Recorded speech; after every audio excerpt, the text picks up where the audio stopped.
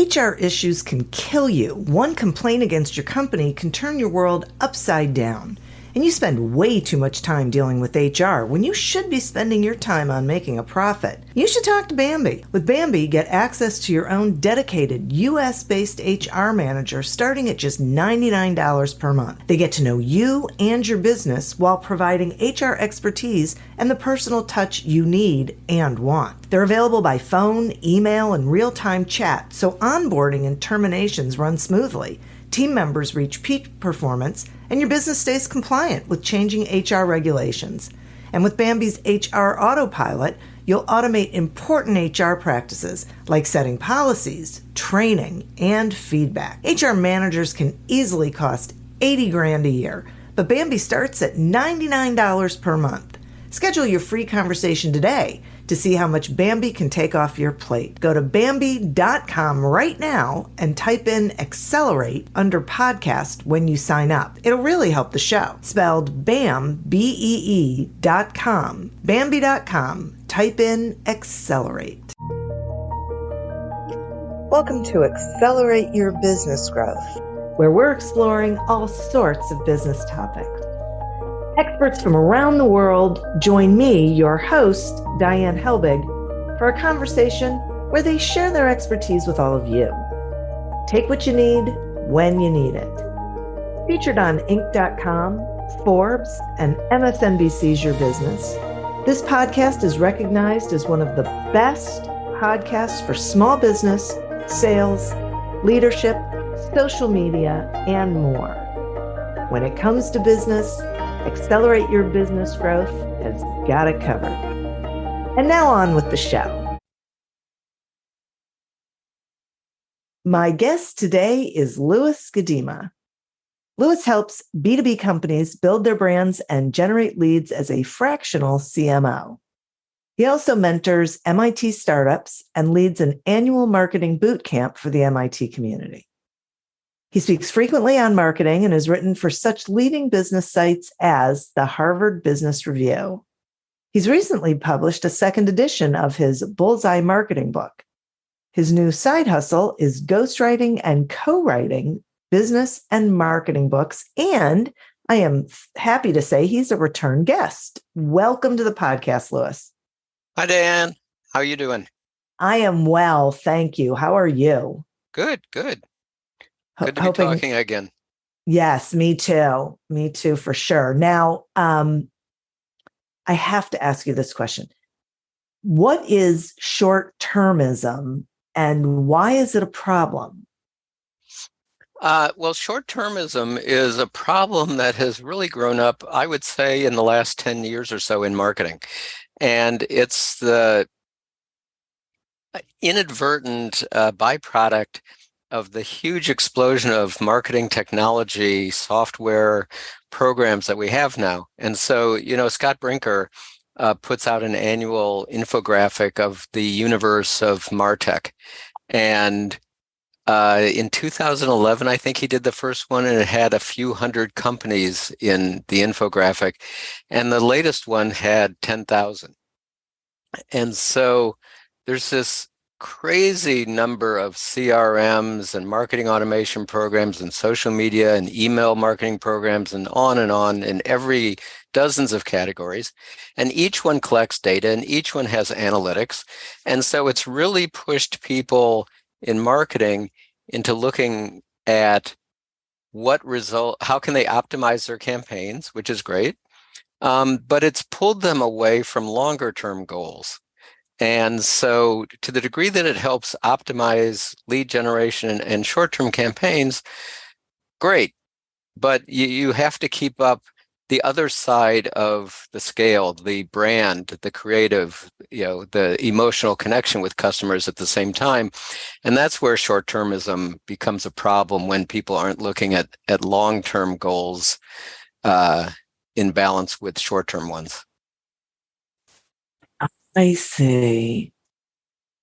Yeah, boy, I feel like it's really getting harder and harder, not only to figure out where to be and when to be there, but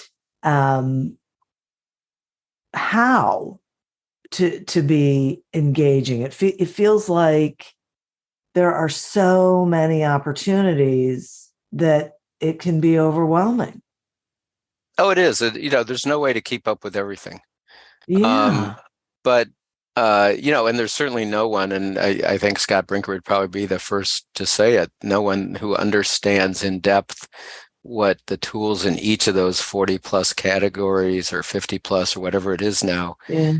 how to get the most out of every one. That's why you need experts in each one. But there is a ton of evidence and experience that companies that only focus on short-term results are shooting themselves in the foot. And, I focus on B2B. And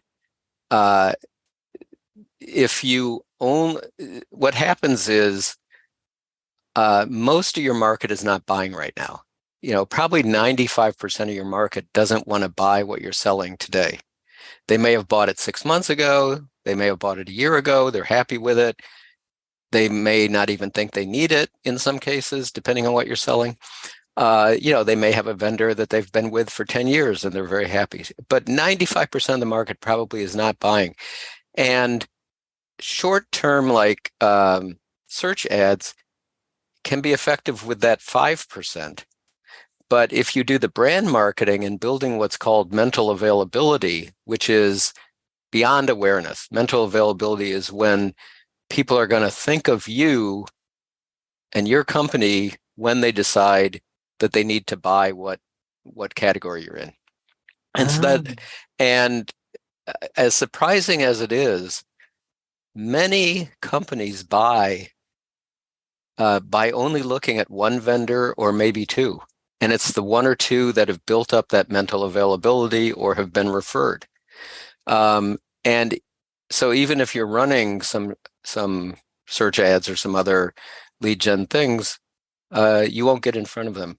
Let me give you a perfect example of this. Right. So I had an agency for a dozen years, and for a while we were corporate communications for companies like IBM and the Boston Globe.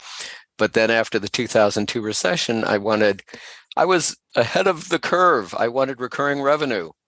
And so we pivoted before it was called pivoting to become a SaaS company. Before it was called SaaS, it was called application service provider then. And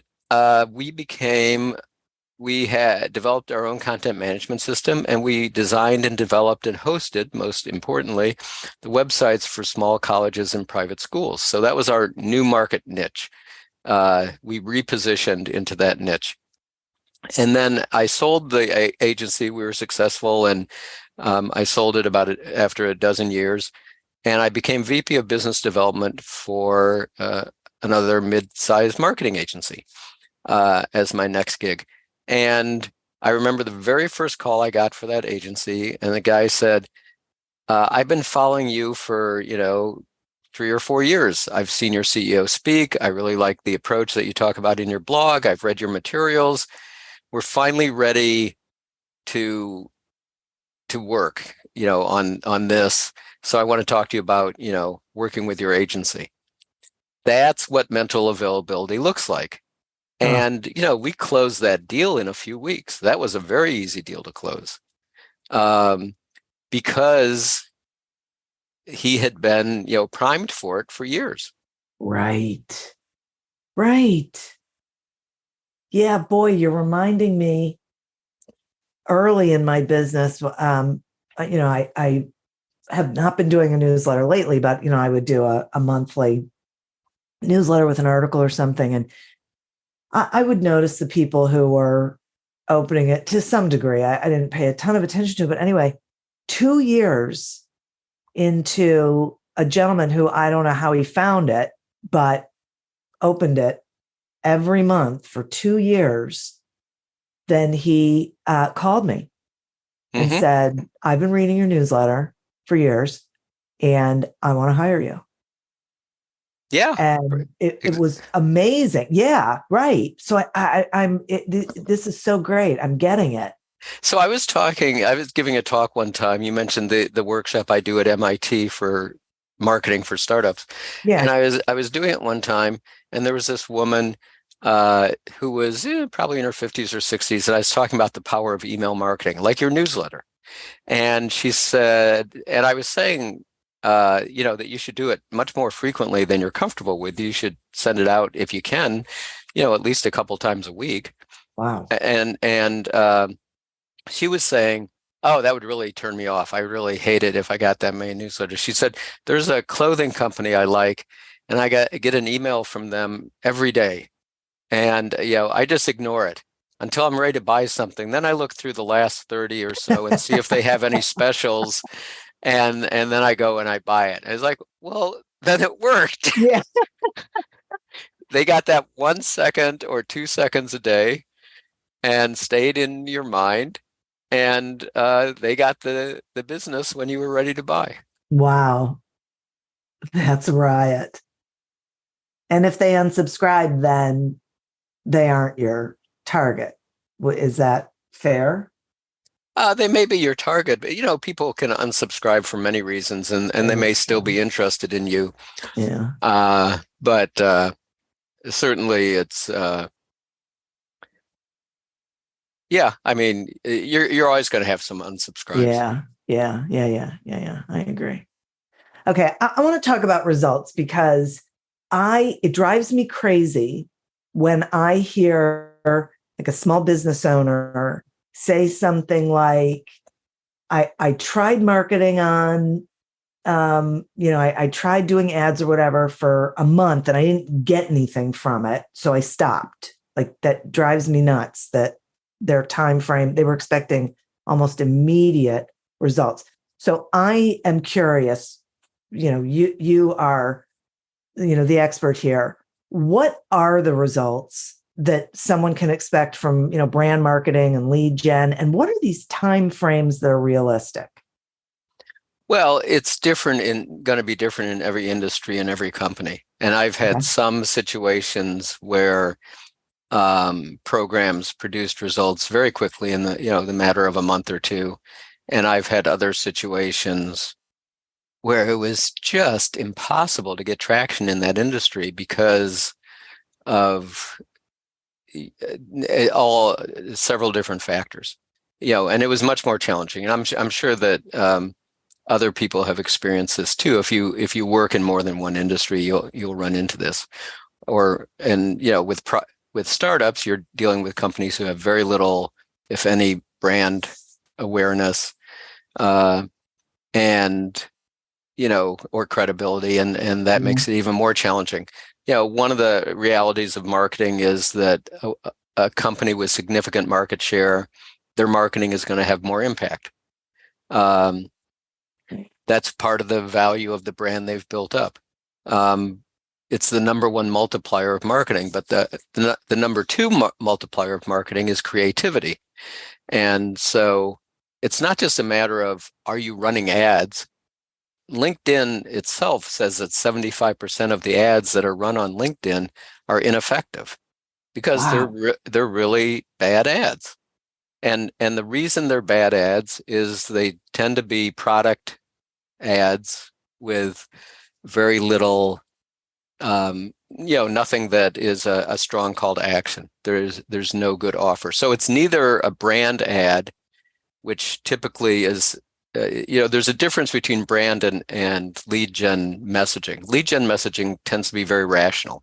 It's things like sign up for our webinar, download our white paper, 10% off, very rational messages and offers. And you either act on them immediately or you forget it immediately that you even saw that ad. So lead gen ads do nothing to build your long-term awareness and mental availability. Okay. Whereas brand ads have emotional messages. Those are the ones that have characters and stories and humor and creativity. And those are the ones, I'm sure, Diane, there's commercials you remember from when you were a kid. TV commercials. Sure. Everybody does. Yeah. That's the power of creativity and emotional messages on the brand side. And so brand messages tend to have much smaller impact in the short run, but much greater impact in the long run Whereas lead gen ads either immediately are acted on or immediately are forgotten. And so, sometimes you will see great short-term lead gen results in like I said, in a month or two. I've had in some situations for some companies webinars being very effective for lead gen, or using multi-channel to help drive people to trade shows, to the booth.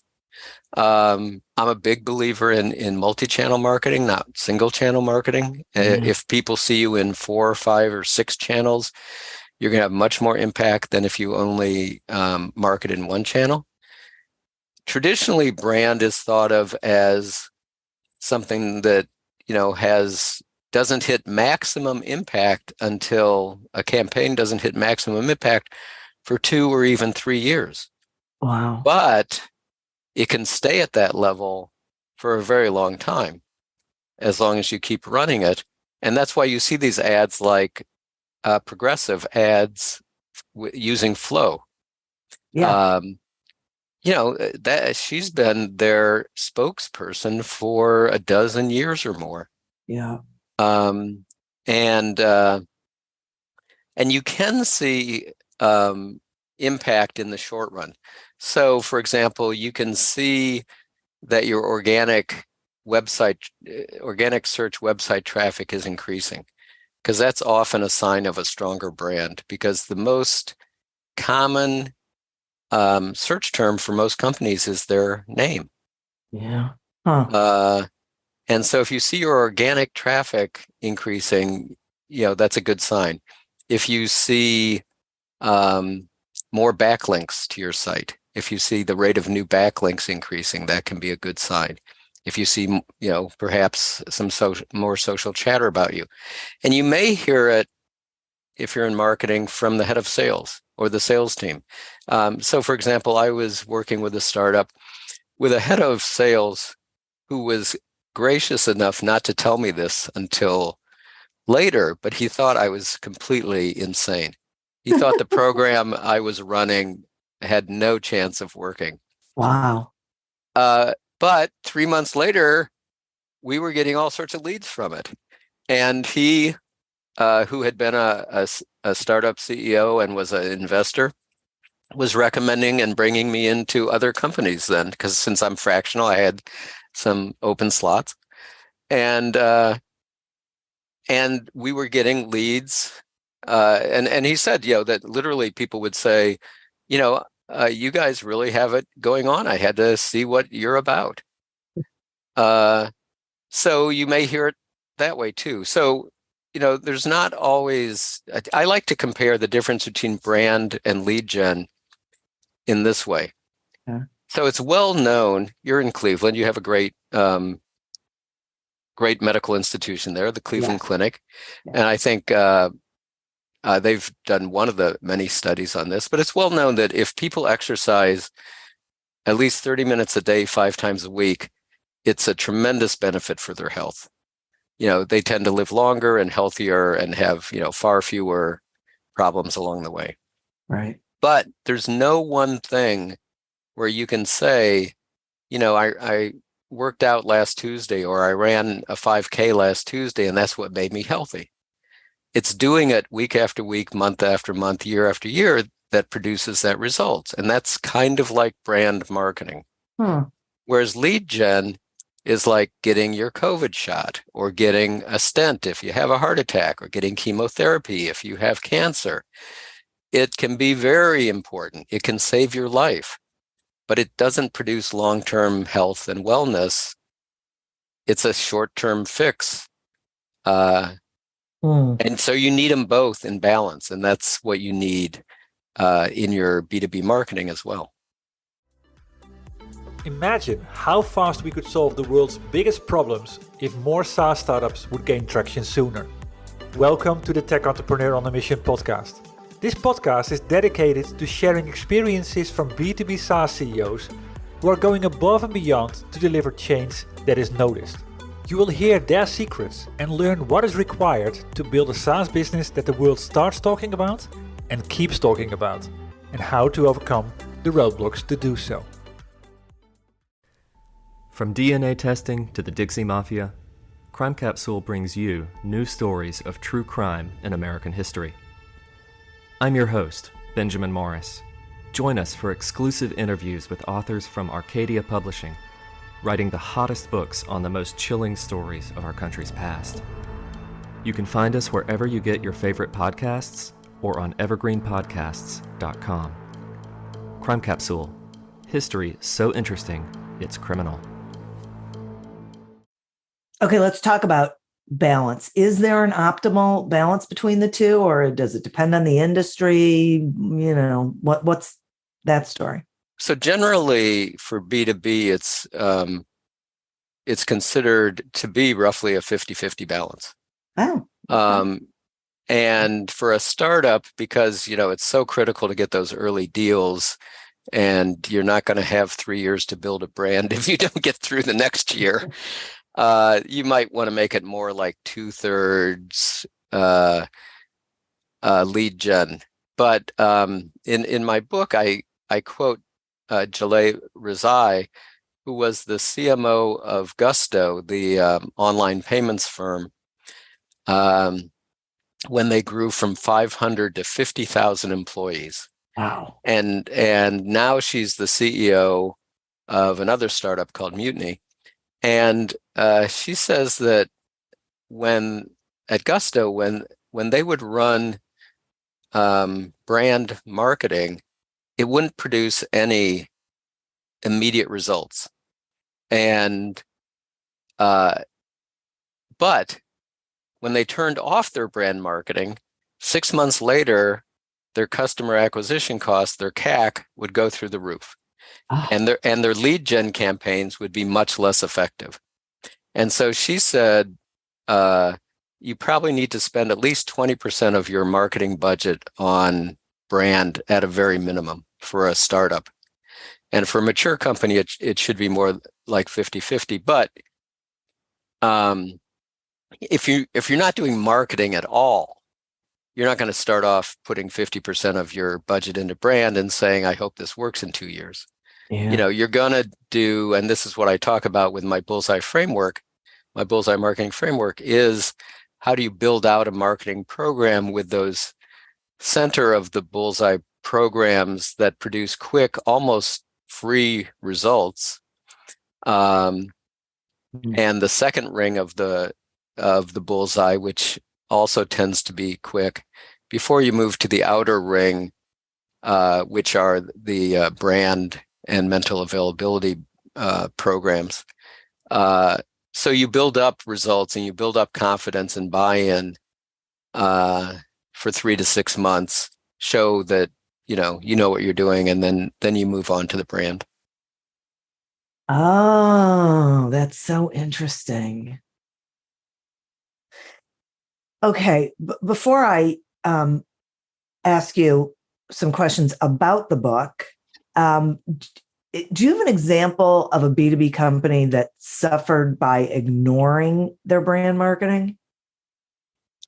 Yeah, well, that quote I just gave you, from Jaleh Rizai, who was saying that every time they turned it off, their costs went up. Yeah, exactly. Their CAC went off. Yeah. Their CAC went up. It's hard to prove a negative. What you can do is, there are plenty, when you look at,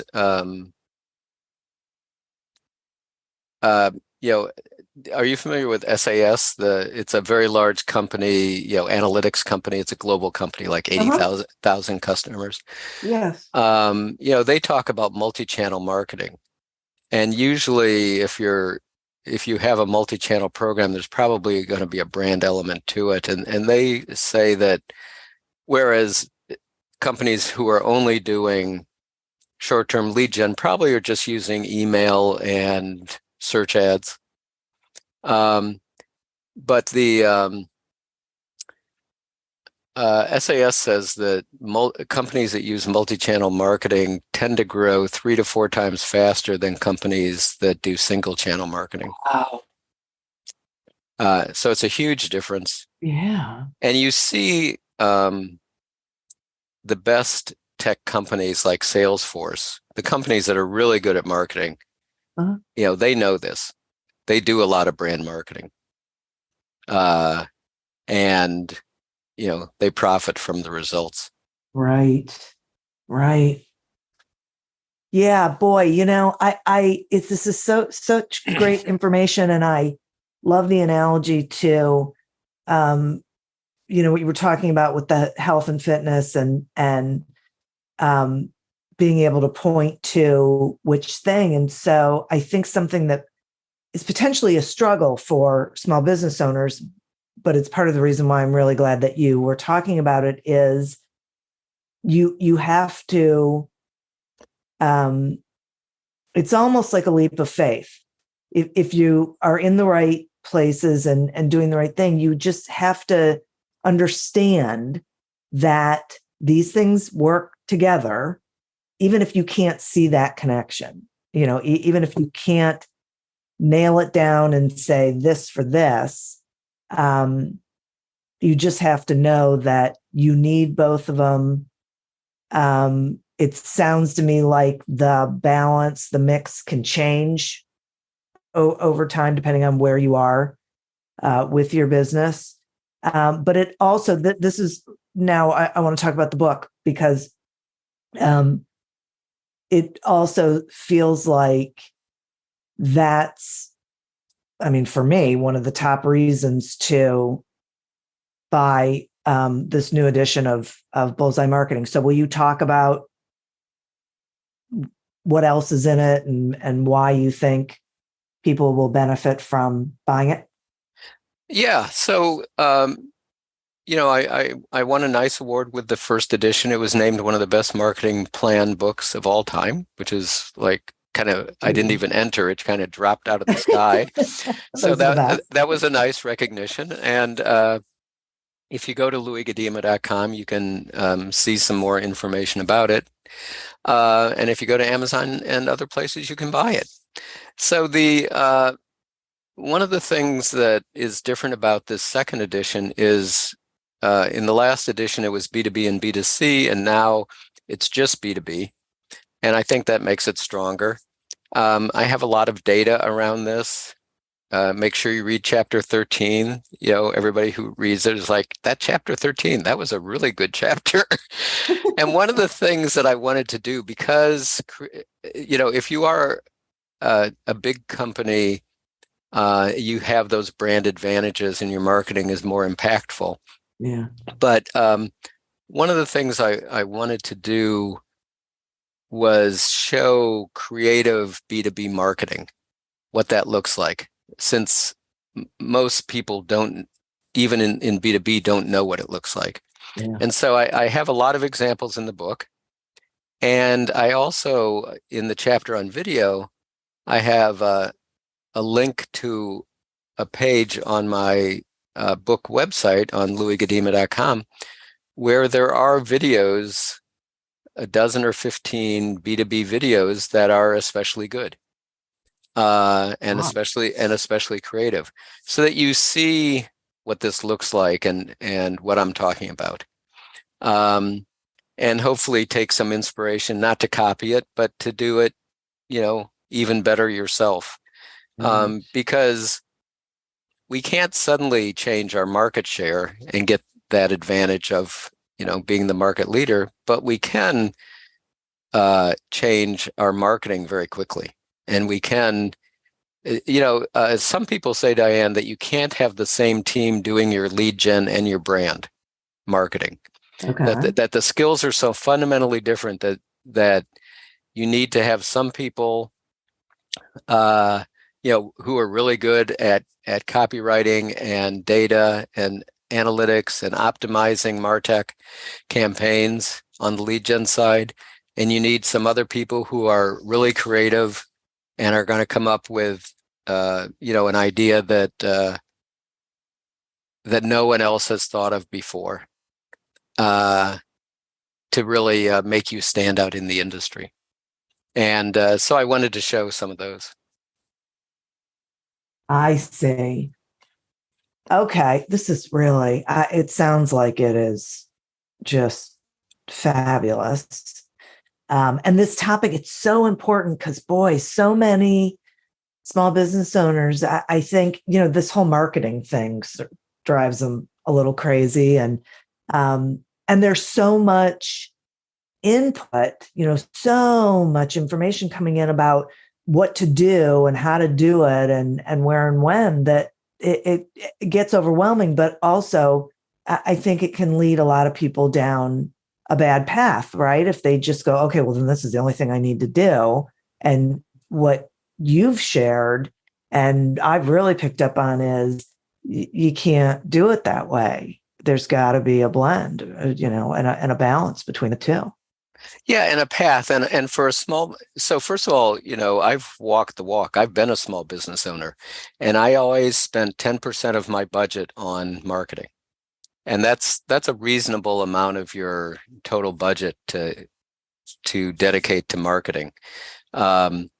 If you're a small business owner, and it was very effective. We found some things that didn't work at all. We found other things that were highly effective, and we became one of the leaders in our industry nationally. And then I was able to sell it. I tell the story in the book of MailChimp, which, of course, is a very famous company now. Yeah. But MailChimp was one of dozens of email marketing companies. And, then they added some more components to their tool set, but their competitors did too. And, some people said that they were easier to use, but if you actually do the research, you find that they didn't even rank in the top 10 for ease of use. Yeah. But they had great marketing, and they did a lot of marketing consistently for 20 years. And in 2 years ago, the two founders who never took on an investor sold the company for $12 billion.